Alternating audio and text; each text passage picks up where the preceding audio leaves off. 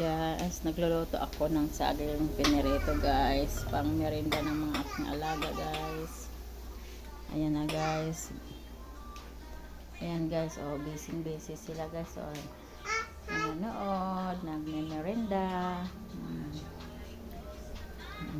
Tapos na silang mag-away eh. Ayan, behave na sila ngayon. Tapos ito, tanghalian namin guys, tortang giniling guys.